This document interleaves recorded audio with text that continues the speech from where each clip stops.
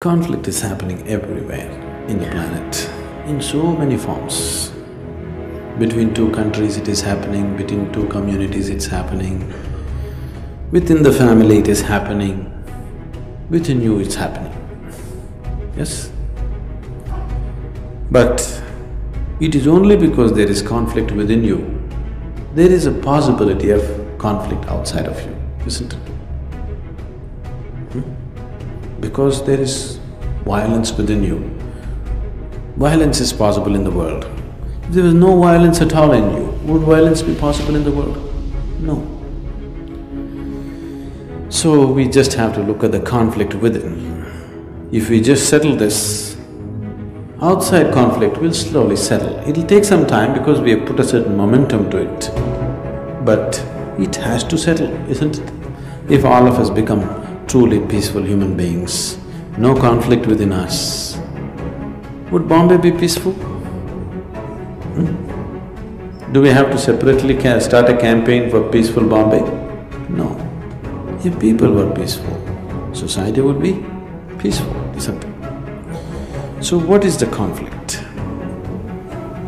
The conflict is just this: you got identified with things that you are not. You're identified with many things that you are not, isn't it? Right now, let's say this vessel belongs to you. You don't just hold it as a vessel.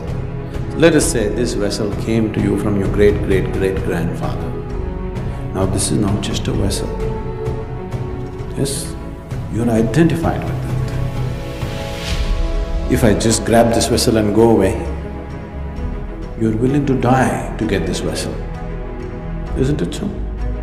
Because you're so identified with this vessel now, if I just break this vessel, your heart will break.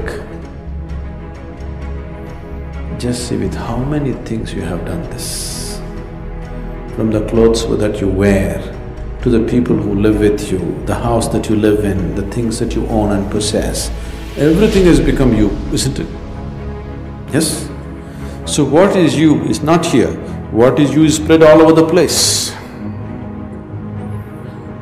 When you are spread all over the place, naturally, wherever you move it gets entangled somewhere. Yes? When what is you is so spread out, whichever way you go, every doorway you will get stuck. That's what is happening. That's why there's constant friction and conflict, because you're identified with so many things that you are not. When I say you're identified with things that you are not, it also includes your mind, it also includes your body. Your thoughts are not yours, please see. Your emotions are not yours, please see. These are all things that you picked up from outside and identified yourself with, isn't it so? Yes? Your body is not yours, it is something that you picked up from outside. If you sit here and you're not identified with anything, you are simply yourself.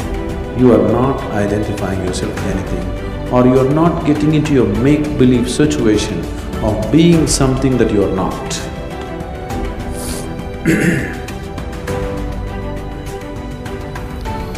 A man went to the psychiatrist. He went and said, "Doctor, all the time I think I'm wet paint. I'm afraid to touch anybody, I don't want anybody to touch me because I think I'm wet paint." Then the doctor said, "That's no problem, I will treat you." 6 months, the doctor gave him very expensive treatment. Then slowly the patient felt better. And then he one day came and said, "Doctor, I'm just feeling fine. I don't feel like that anymore. Thank you very much." He paid his bill and he wanted to shake his hands. The doctor said, "I don't want to get wet paint on my hands."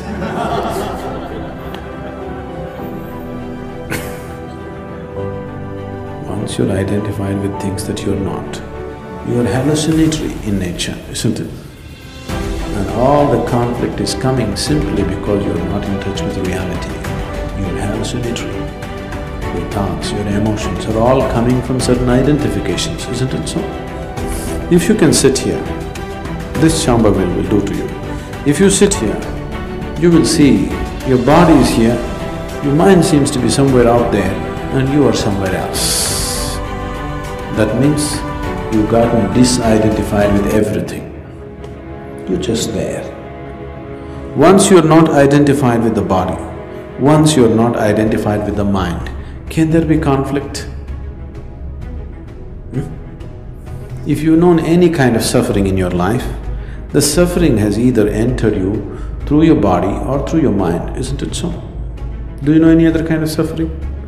Once there is a distance between you and your body, once there's a distance between you and your mind, this is the end of suffering. This being cannot suffer anymore. Question of conflict doesn't arise.